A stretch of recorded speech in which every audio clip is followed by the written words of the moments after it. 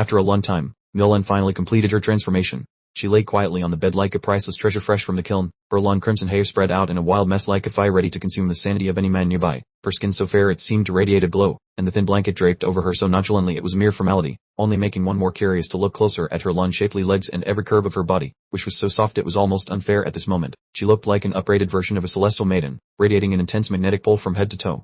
Chen could not help but lean in and gently touch her skin to confirm if he was dreaming, thinking to himself that such beauty was truly illogical, yet he still wondered whether her transformation into the celestial figure was ultimately a good or bad omen.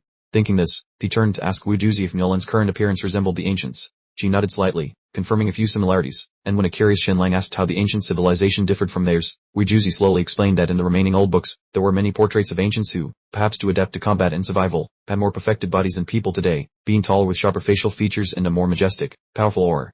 Chen pondered for a moment and then asked if anyone else besides Milan had ever used this mirror cleansing essence, to which Wu Duzi replied that there had been, noting that 35 years ago in Beijing, a woman named Yao Kai had used it, and rumors said even Liu Zhu had used it to transform her body significantly, so that even though she was now over 50, she still maintained a youthful appearance just like a girl in her early 20s. Hearing that, he froze in thought, that Liu Zhu was Qiuyere's master and also the dream goddess of the old pavilion master of Tanhai Pavilion.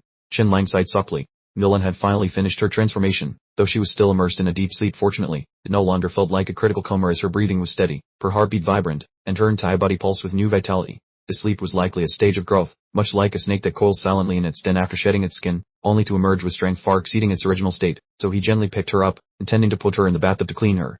As it turned out, good heavens, she was so heavy that this weak scholar could not lift his treasure at all. He felt extremely embarrassed by the loss of face, as he had clearly been able to carry her quite easily before.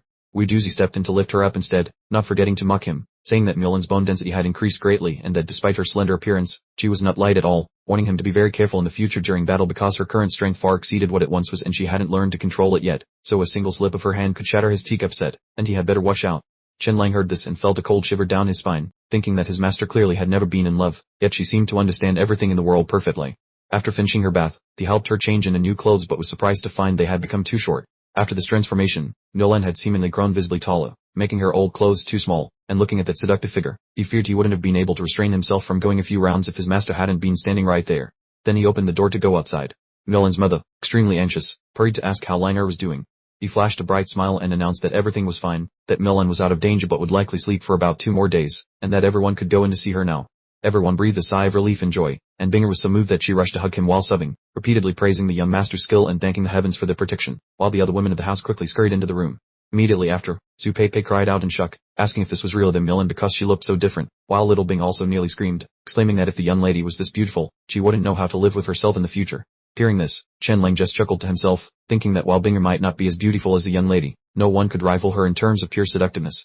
Once Milan was saved, Wu Duzi left immediately without resting for a moment, leaving only instructions to take 10 vials of blood and a command for him to appear whenever she called. Chen did not hesitate to draw the blood and give it to her to take away.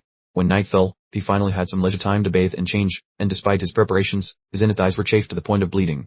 Perhaps the more he pampered himself normally, the more exhausted he felt now even from minor injuries, so Bing carefully applied medicine and bandaged his scratches, originally intending to use some special techniques to comfort him, but seeing his bedraggled state, she figured he wouldn't last 3 minutes before collapsing.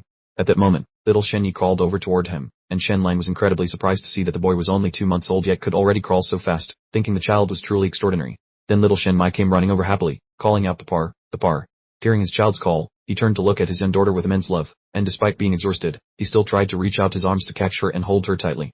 Meanwhile, because Shen saw that he wasn't being held, he burst into tears out of resentment, and Shen thought the little guy was quite clever to show jealousy immediately upon seeing his sister being held. So he had to quickly take the boy into his arms to soothe him, while the older sister, Chen acted very maturely as she babbled while trying to make her brother stop crying. However, as soon as he was in his father's warm embrace, the boy stopped crying. The next morning, Kim Chark looked joyful but his face was also filled with pensive worry. He was happy his daughter was safe, but anxious because of 3 official documents on his desk, one from the Secretariat, one from the Privy Council, and one from the Governor's office with the one from the Privy Council personally drafted by Ning Kai and the one from Southern Heaven sent by Zhu Ryan himself, all 3 of which had similar content, hoping the Marquis of Chuanwu would prioritize the greater good and lead his troops into battle. If the previous battle in Nanu had been just a local suppression, the Tanan defense line now truly decided the nation's survival. After the fall of the Su family, only 2 marquises from the old nobility of the state of Yu remained, Zhang Yao and Kim Chark, and since Zhang Yao was currently busy leading the army against enemies at the border, Kim Chark felt very uneasy as the only remaining marquis if he continued to stay idle. According to his reasoning, if the previous conflict had just been a small rebellion, it would be understandable for the Kim family not to send troops, but now that the nation's fate was in jeopardy, he could not ignore it. In the letter, Duran even went so far as to sincerely call him elder brother, pleading for him to mobilize 2,000 troops to help and promising they would only be used to defend Tianan City, and considering that after several years of development, the Kim family's private army only numbered 6,000 because most funds had been poured into building the navy since the occupation of the inner tide, and these troops had to be split to guard various bases, the old Kim Chark would likely have led his men out immediately. But now he wanted to hear his son-in-law's perspective first, and the young man shook his head in refusal, advising his father-in-law to stay put for the time being as the war in Nanu was entirely led by the Crown Prince's faction, so there was no need for them to be too eager to get involved. Kim Chark frowned slightly and asked if he thought they would lose the battle, to which Shen Lang replied that because the Zhu family had poured immense wealth and political connections into this war, with 150,000 troops gathered in Nanu and another 100,000 at the Tianan defense line, it was a massive gamble. The situation had surpassed many people's predictions, as Zhang Sun had once told the king that to hold Nanu, another 10,000 troops were needed. At that time, the king had insisted it was impossible because the treasury could not afford to maintain that many more soldiers even if it were squeezed dry. Everyone understood that if they won, the crown prince's prestige would skyrocket, making his position unshakable, and once he ascended the throne, the benefits returned to the nobles would be tenfold their current investment, which was why the Zhu family had managed to gather 250,000 troops, with the funding for the 100,000 troops naturally being paid for by the Inuan society. The Inuan Association wasn't keen on investing in Ningyu Axin, but was eager to fund Crown Prince Ningyao, with the advantage of possessing a solid fortress and a force 5 times larger than King Ken's army. This seemed like an assured victory. If the state of Yukon held the fortress and waged a war of attrition, they could not lose. However, the Crown Prince and the Zhu family lacked patience. What they craved was a glorious exploit, not just a draw or a minor victory. Politics always controls war from behind the scenes, and the Crown Prince's faction is now riding a tiger from which it is hard to dismount. Since the monarch constantly supports the third prince, if the Crown Prince does not achieve great merit now, this position will waver. He must win, and it must be a resounding victory. Otherwise, the world will mock him as incompetent for failing to destroy King Ken's 100,000 troops with his own 250,000. The key is that the Yu army is only allowed to defend, not attack. I have seen King Ken's army with my own eyes. Although their discipline is poor, each individual possesses extremely formidable combat strength. King Ken's army will certainly suffer losses if they attempt to besiege the city, but once the Yu army leaves the fortress to enter the mountains and forests of Great Nem, disaster will strike. Kim Trak frowned and asked if the situation was real or that serious when the Yu army held up to 250,000 troops. Chen Lang shook his head and asserted that the terrain rendered a large army useless. With dense forests and rolling mountains, even an army of 350,000 could not set up battle formations. Once they entered the deep forest, it would be King Ken's army's home turf. They were like a pack of wolves and tigers, and the Yu troops would just be throwing their lives away. Chaman warriors are skilled in forest warfare, agile, and extremely accurate with their archery. Kim Trak wondered why, if King Kang knew he could not breach the fortress, he still led his troops to attack the 3 cities of Namo. Chen Lang sneered, these using a ruse of self-injury to lure the Yu army out. Duolin and Nam Cunninghao were seasoned veteran generals who always maintained an A-tight defense, so King Kang had to bring his troops to besiege the city to make himself look like easy prey. Kim Trak pondered for a moment and then asked if Yulin and Nam Cunninghao would fall into the trap. Chen Lang nodded. If full authority lay in the hands of these 2 veteran generals, they would definitely not be fooled. They were extremely cautious men who would rather bear the reputation of not achieving merit than risk stepping into a death trap. However, if the Crown Prince personally takes to the battlefield of Namo, everything will be completely reversed. As long as the bait is attractive enough, the Grand Army of the State of Yu will surely launch an all-out strike, hoping to wipe out King Ken's army in a single battle and flatten Great Nem to achieve a massive exploit. And that will also be the moment the Grand Army of the State of Yu meets its doom.